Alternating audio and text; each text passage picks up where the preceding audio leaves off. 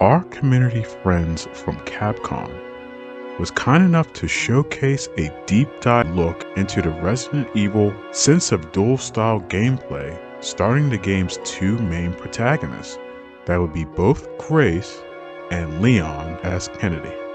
We, the audience, should consider the game to feature a sense of dual style gameplay from both Grace's gameplay vectors portrayed a sense of slow and steady corridor and puzzle solving exploration akin to, say, Resident Evil 7.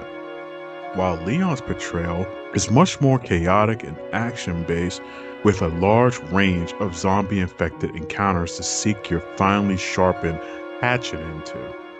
Now, while both protagonists will have their own fair share of zombie-infected encounters to slay at your heart's content, it's Leon's gameplay that looks to receive the main lion's share of many of the thrills for kills that we're all bloodthirsty for.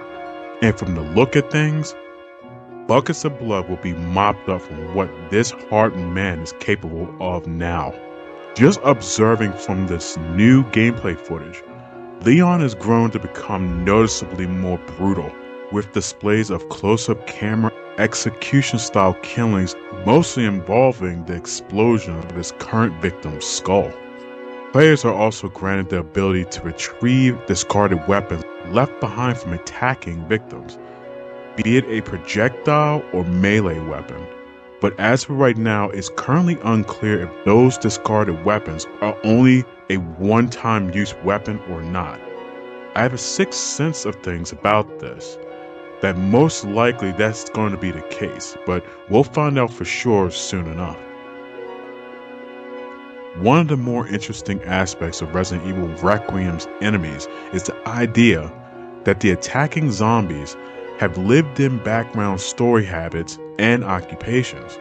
For example, Grace can encounter a zombie-infected female custodian maid whose one task was tending to restroom upkeep, and players can encounter and observe this woman still performing her employment duties while chanting out loud and is clearly infected.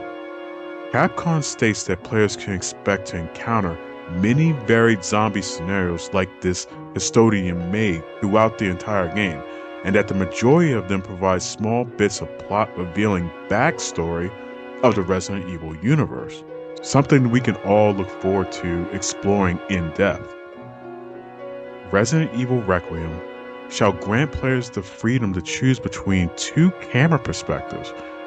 Players may play between first-person view or third-person over-the-shoulder camera angles that can be switched on the fly.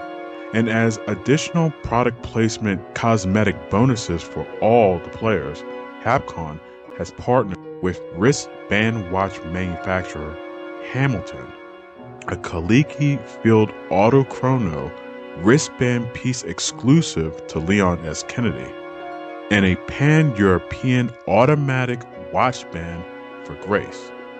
Both watches will also be readily available for real players during Resident Evil Requiem's launch day.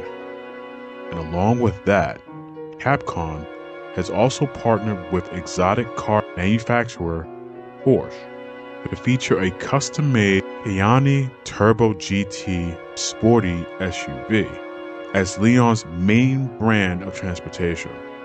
It's currently unclear whether or not players will actually play behind the wheel or if it's just going to be featured within the cutscenes of the game. But we'll all find out together during launch day. And luckily for us, that launch day won't be too far from right now. Resident Evil Requiem is scheduled for February the 27th launch day for all major consoles, including the Switch 2. So search around for your nearest handgun or hatchet and show these zombie infected that your final word on all matters are your skull-crushing foot stomps to their faces, watching their heads pop like balloons and making them deader than they've ever been dead before.